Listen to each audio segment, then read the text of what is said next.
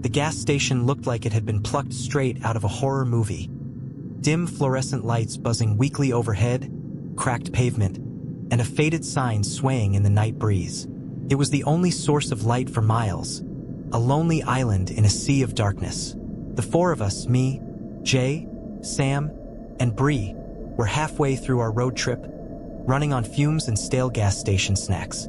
Sam was inside paying, Bree was scrolling through her phone in the passenger seat, and Jay was pumping gas, humming some song under his breath. That's when I noticed him. Across the parking lot, leaning against an old, beat-up sedan parked near the edge of the lights, stood a man. He was tall, wearing a dirty hoodie with the hood pulled up over his head.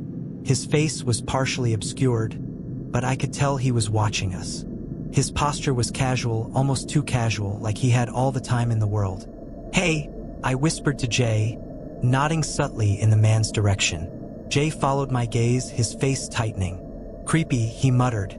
"Let's hurry up and get out of here." Sam jogged back to the car, clutching a bag of chips and the crumpled receipt.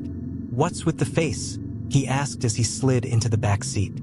"Don't look now, but there's a guy watching us from across the lot," Jay muttered as he screwed the gas cap back on. Sam turned his head anyway, just enough to glance over his shoulder. "Yeah, let's get out of here." We didn't waste any time. Jay jumped into the driver's seat, Bree adjusted her seatbelt, and I locked the doors as soon as we were all in. The tires crunched over gravel as we pulled out onto the empty highway. The gas station lights quickly faded in the rearview mirror, swallowed by the black void of the night. But then I noticed them, headlights. They flicked on as soon as we left the station, and they stayed steady, trailing behind us at a distance. "Guys," I said, my voice tight, "that car. It's following us." Jay glanced into the rearview mirror, his jaw tightening. "It's probably just someone headed the same way." But 10 minutes passed, and the headlights never wavered. Every turn we made, every stretch of empty road we crossed, they stayed behind us. Always the same distance, always just there. "No one drives this stretch of road this late unless they have to," Bree said, her voice barely above a whisper. The air in the car felt heavier now, the silence broken only by the hum of the tires on the asphalt and the occasional crackle of the radio static. The headlights stayed steady, unwavering. A pair of glowing eyes locked onto us in the rearview mirror. Jay's knuckles were white against the steering wheel, his jaw set tight. "Okay, screw this," he muttered, glancing at the dashboard. "There's a turnoff up ahead, a service road or something. We'll take it and see if they follow." We held our breath as Jay signaled and veered onto the narrow side road. The tires crunched over loose gravel, and the car rocked slightly as we left the smooth highway behind. Jay killed the headlights for a moment, letting the car roll forward in near-total darkness. "Did they follow us?" Bree asked, her voice trembling. For a few agonizing seconds, all we could hear was our own breathing and the faint creak of the suspension. Then, from the main road behind us, the glow of headlights appeared. The sedan turned onto the same service road, creeping forward like a predator stalking its prey. "They're following," Sam whispered, his face pale in the faint glow of the dashboard. Jay slammed on the gas, and our car lurched forward, gravel spraying behind us. The narrow road twisted and turned, flanked by dense trees on either side. The sedan followed, matching our speed, its headlights glaring through the rear window like a spotlight. "This road doesn't go anywhere," Bree said, her voice rising. "We're trapped." "Hold on," Jay shouted. Up ahead, the road forked. Jay took the left path without hesitation, tires skidding as the car fishtailed before finding grip again. The sedan followed, but then something strange happened.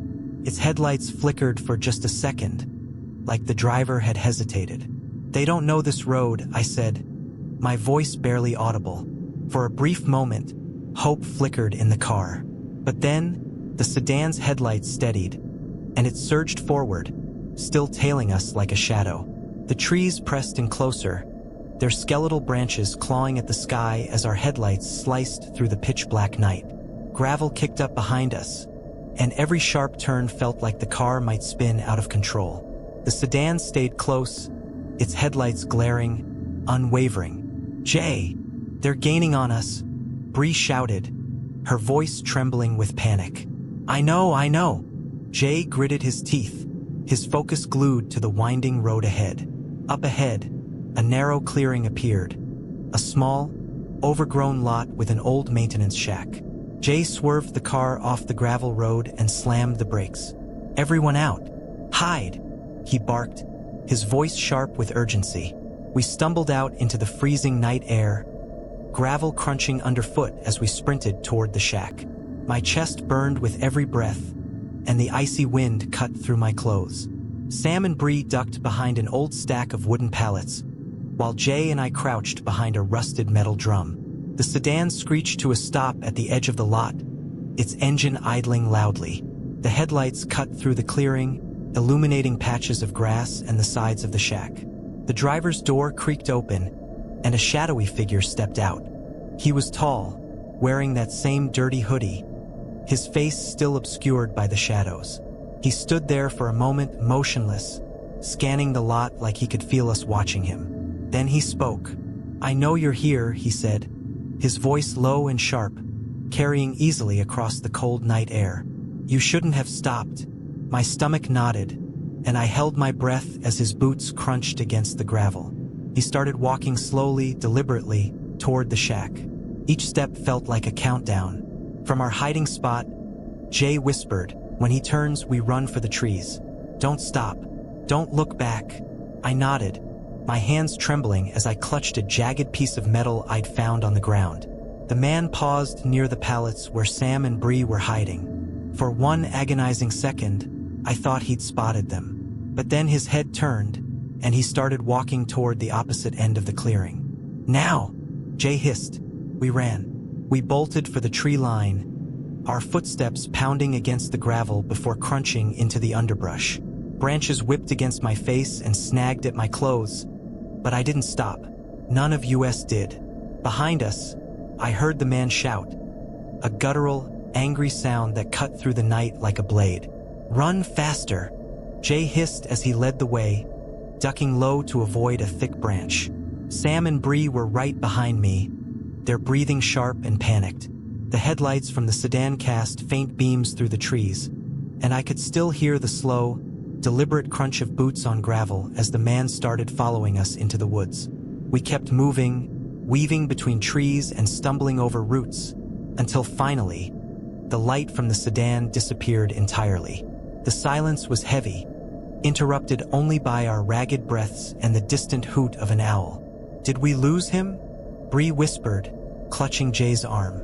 I think so, Jay said, his voice shaking. We need to keep moving, though. We can't just stop here. But then, from somewhere far off in the trees, we heard it. The sound of a branch snapping underfoot. Deliberate, slow, followed by two words spoken so softly they felt like they were whispered right into my ear. Found you. Panic surged through me, and I grabbed Bree's hand as we started running again. Ahead, through the tangle of branches, I saw it. A faint orange glow. Streetlights. A road.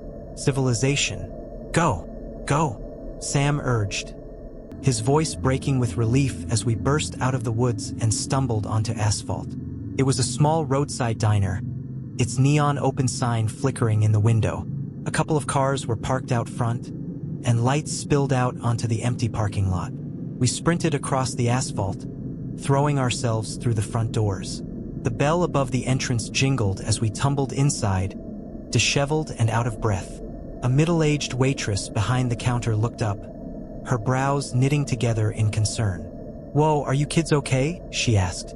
Lock the door, Jay said, his voice cracking. Please, just lock the door. She hesitated for only a moment before walking over and sliding the deadbolt shut. Outside, the road was empty. No sedan, no figure in a hoodie, just the faint sound of wind rustling through the trees. We collapsed into a booth, shaking, gasping for air. No one spoke for several minutes. Eventually, Jay broke the silence. What the hell did he want? None of us had an answer. The waitress brought us water and told us the sheriff's office was on its way. But even surrounded by fluorescent lights and the faint hum of a jukebox, I couldn't shake the feeling that we were still being watched. When the sheriff arrived, we gave him the description, the man, the car, the gas station. He took notes, nodded along, but his face stayed grim. "We've had reports like this before," he said finally, adjusting his belt. "Always on this stretch of road. Someone trailing cars late at night, scaring people off the highway. Did you ever catch him?" Bree asked softly. The sheriff shook his head. "Whoever he is, he disappears into the night every time. Like he knows the roads better than anyone." We stayed at the diner until sunrise. None of us wanted to get back in the car, but eventually we had no choice. The rest of the drive was silent. Every set of headlights in the rearview mirror felt like his. Every shadow on the side of the road felt like it was waiting for us to stop again. I don't know who he was or what he wanted, but one thing is certain: I'll never stop at an isolated gas station again. And I'll never forget those words, whispered into the cold night air. "Found you."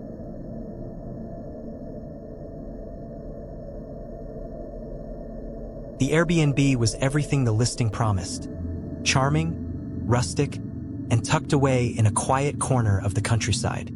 The drive had been long, winding through empty back roads and dense clusters of trees.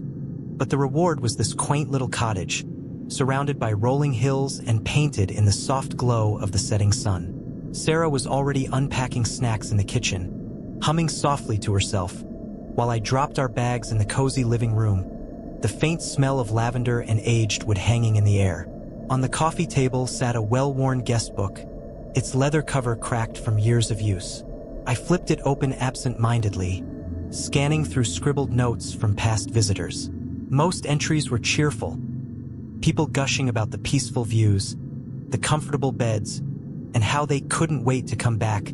But as I neared the last page, one entry caught my eye, written hastily in uneven handwriting. It read, "If you hear tapping on the window at night, don't look outside." The Airbnb was everything the listing promised. Charming, rustic, and tucked away in a quiet corner of the countryside. The drive had been long, winding through empty back roads and dense clusters of trees. But the reward was this quaint little cottage, surrounded by rolling hills and painted in the soft glow of the setting sun. Sarah was already unpacking snacks in the kitchen, humming softly to herself, while I dropped our bags in the cozy living room, the faint smell of lavender and aged wood hanging in the air. On the coffee table sat a well-worn guest book, its leather cover cracked from years of use. I flipped it open absent-mindedly, scanning through scribbled notes from past visitors. Most entries were cheerful, people gushing about the peaceful views, the comfortable beds, and how they couldn't wait to come back. But as I neared the last page, one entry caught my eye, written hastily in uneven handwriting. It read, "If you hear tapping on the window at night, don't look outside." I stared at the entry for a moment, the words unsettling in their simplicity. The ink was smudged in places, as if the writer's hand had been trembling. Sarah walked in with a glass of wine and a smile, oblivious to the knot forming in my stomach. "Find anything interesting?" she asked, sitting down next to me on the couch. I hesitated, then flipped the page casually. "Just people gushing about how cozy the place is," I said, forcing a laugh. She leaned her head on my shoulder, and we let the tension dissolve into the warmth of the flickering fireplace.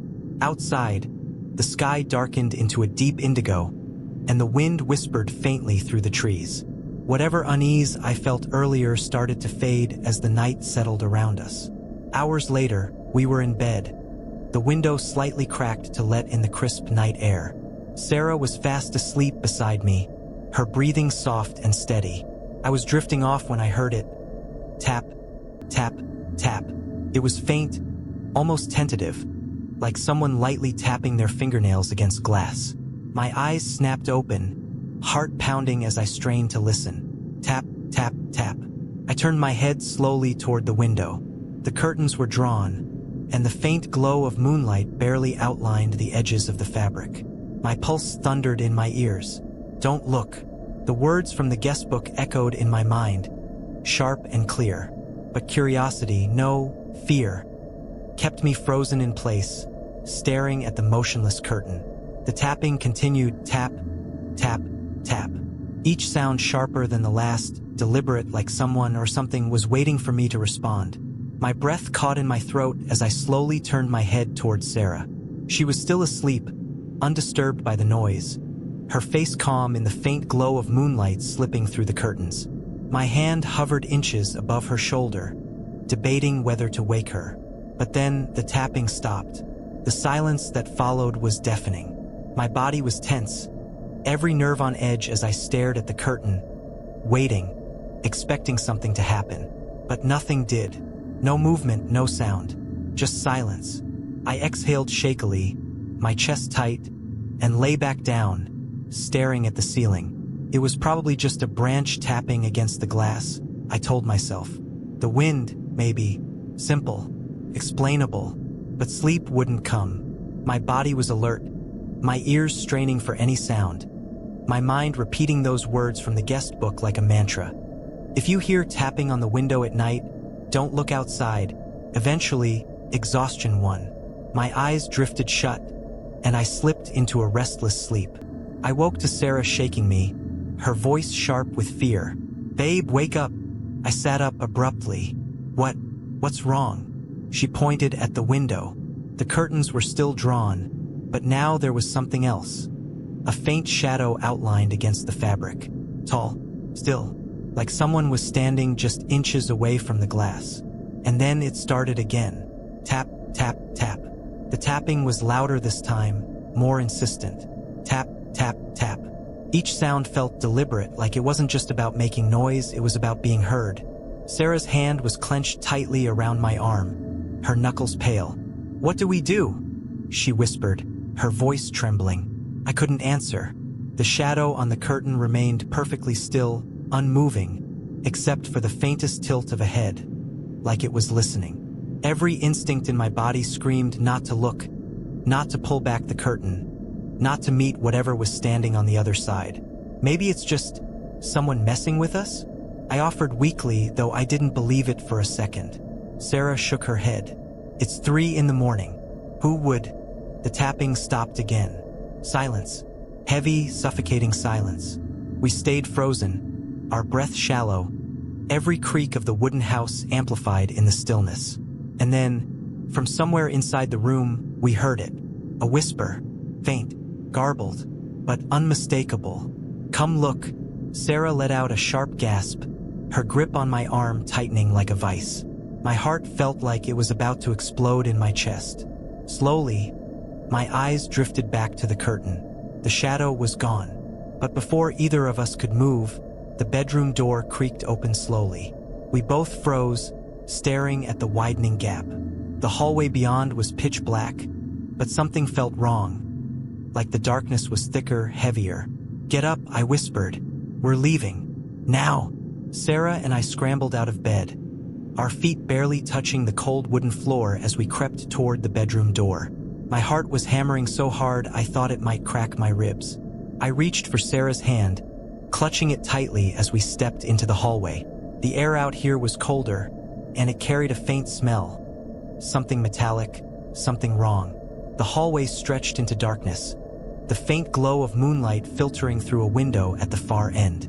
The tapping had stopped, but that whisper, "Come look," it lingered in my ears, like it had embedded itself into my brain.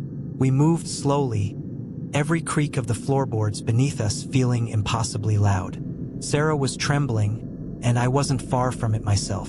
But then we heard it again. Tap, tap, tap. But it wasn't coming from the window this time. It was coming from the living room below us. "No," Sarah choked out, her voice barely above a breath. I squeezed her hand. "We're leaving. Front door. Don't stop." We crept down the stairs, my flashlight shaking in my grip as I aimed it at the floor. Shadows shifted in the corners of the room, distorted by the faint light. When we reached the front door, I twisted the handle, but it wouldn't budge. "Why isn't it opening?" Sarah hissed. I pulled, pushed, twisted the lock, but it was like the door was fused shut. Behind us, in the reflection of the living room window, I saw something. A figure standing just outside, barely illuminated by the pale moonlight. The head tilted slowly, unnaturally, And then it started again. Tap, tap, tap. It wasn't coming from the window. It was coming from inside the room, somewhere behind us.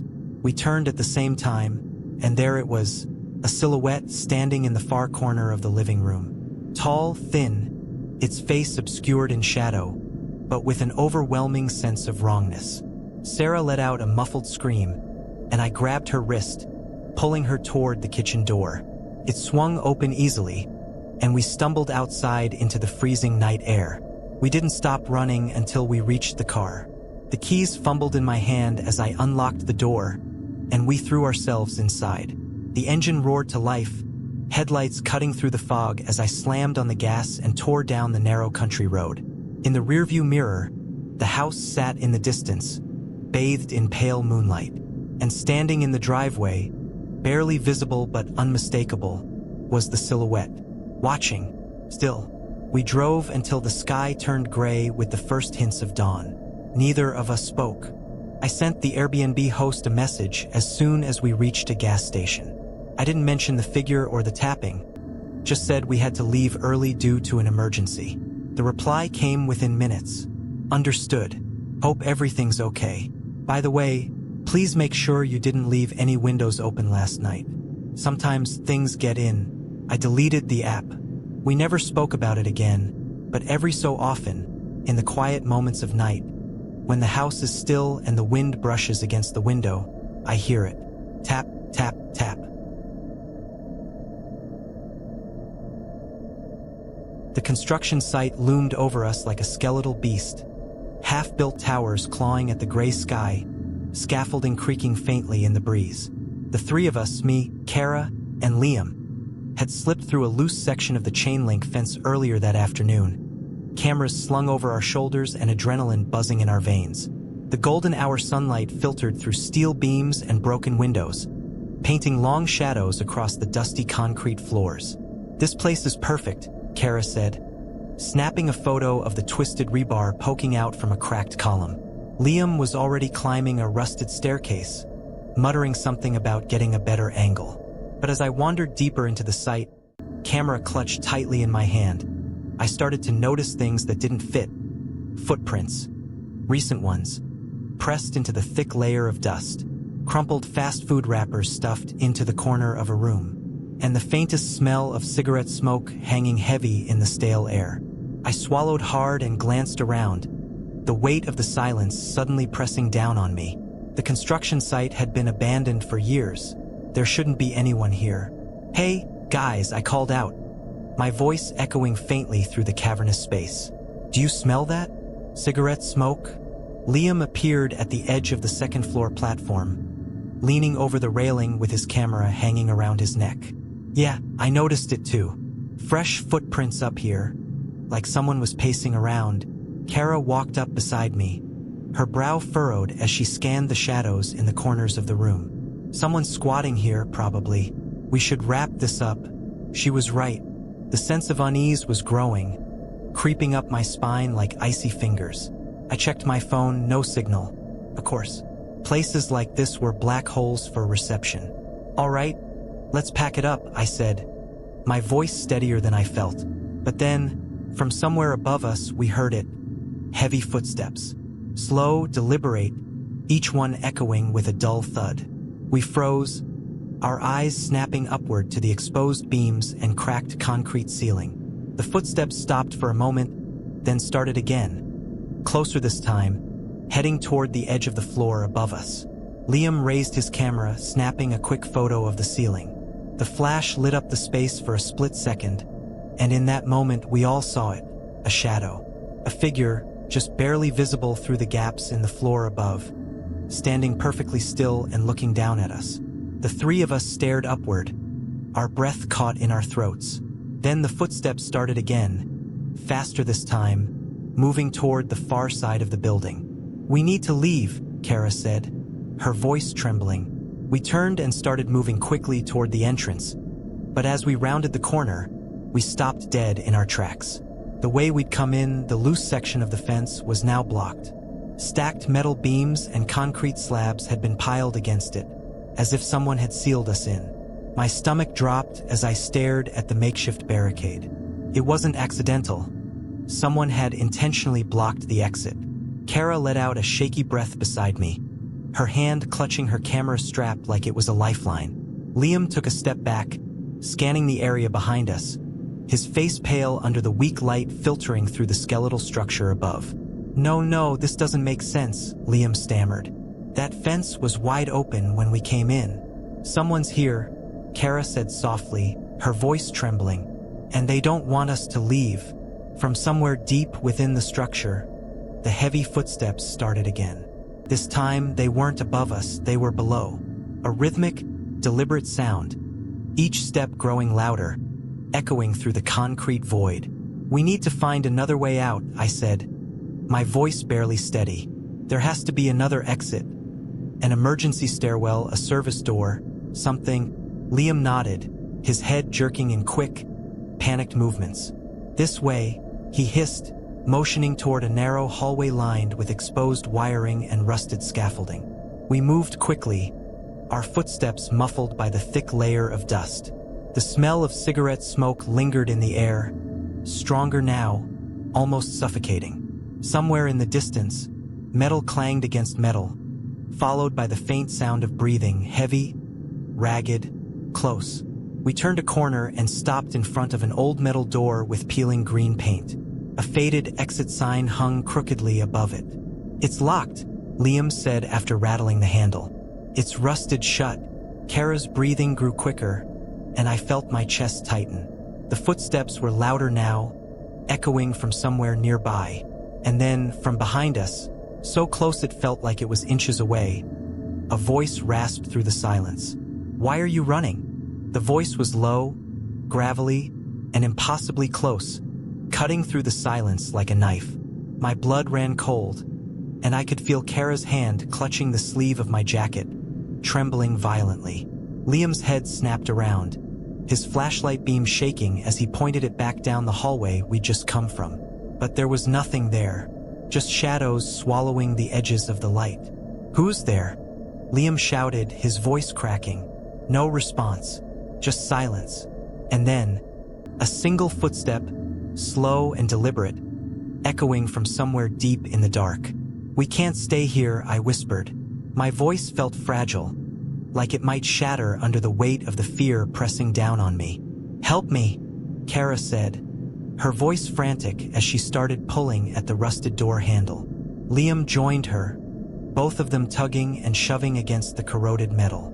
I turned back toward the hallway, flashlight shaking as I scanned the darkness. And then I saw it, a figure standing at the far end of the corridor. A tall silhouette barely illuminated by the faint glow of a distant exit sign. The man was still, his posture unnaturally rigid, his head slightly tilted to the side as if he were studying us. I couldn't see his face, but I could feel his gaze. Cold, unblinking. The door behind me let out a shriek of rusted metal grinding against metal as Liam and Kara finally forced it open. "Go, go!" I shouted, shoving them through the narrow gap. We stumbled into another open area of the construction site, what looked like a half-finished atrium. Exposed beams crisscrossed overhead, and broken glass littered the floor. But the relief was short-lived. Behind us, the door slammed shut with a deafening clang. The silence that followed was suffocating. Then, from somewhere above us, we heard the slow, rhythmic thud, thud, thud of heavy boots descending a metal staircase. "He's coming," Kara whispered, her voice barely audible. Liam pointed toward an open space ahead, a section of scaffolding leading to what looked like a maintenance exit. "There, that's gotta lead out." We ran, stumbling over debris and slipping on the uneven concrete floor. The footsteps behind us were steady, unhurried, as if whoever was following knew we had nowhere to go. Ahead, the scaffolding creaked and groaned as Liam climbed up first, his sneakers slipping on the rusted metal bars. Kara followed, her breath ragged and sharp. I was halfway up when I heard the voice again, clear as day, echoing from the shadows below. "You can't run forever." The voice sliced through the silence, freezing me in place on the rusted scaffolding. My hands clenched tighter around the cold metal bars as I fought the urge to look back. Below, in the shadows, I could see the faint outline of the man. A dark silhouette standing perfectly still. His head tilted slightly upward, watching us. "Keep moving," Liam hissed from above. Kara was already climbing through a broken window at the top of the scaffolding, shards of glass glinting faintly in the moonlight. My feet felt like lead as I forced myself upward, the scaffolding groaning under our weight. The metallic scent of rust filled my nose, and every creak felt like it might be the last before the whole structure gave way. As I reached the top, Liam grabbed my arm and pulled me through the narrow opening. We tumbled onto a flat rooftop, our bodies scraping against gravel and debris. The night sky stretched above us, cold and endless, but the relief of being out was short-lived. "Where do we go now?" Kara gasped, her voice trembling as she scanned the rooftop. There were no stairs, no ladders, just a sheer drop on every side. There, Liam pointed to another section of the building across a narrow gap, a platform that looked like it led to a fire escape. The gap was wider than I'd have liked, and the thought of slipping and falling made my stomach twist. But behind us, we heard it again. The sound of metal groaning, slow footsteps on the scaffolding below. He was still following us.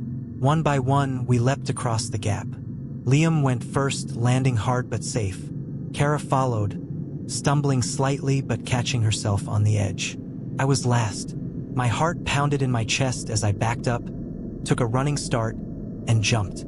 My feet hit the platform, but my balance wavered. Liam grabbed my wrist just in time, pulling me up as gravel skittered down into the darkness below. We ran down the fire escape, the rusty steps vibrating under our weight. The scent of cigarette smoke still lingered in the air, and every gust of wind felt like it carried whispers. When we finally hit the ground, we sprinted toward the chain-link fence surrounding the construction site. This section wasn't blocked.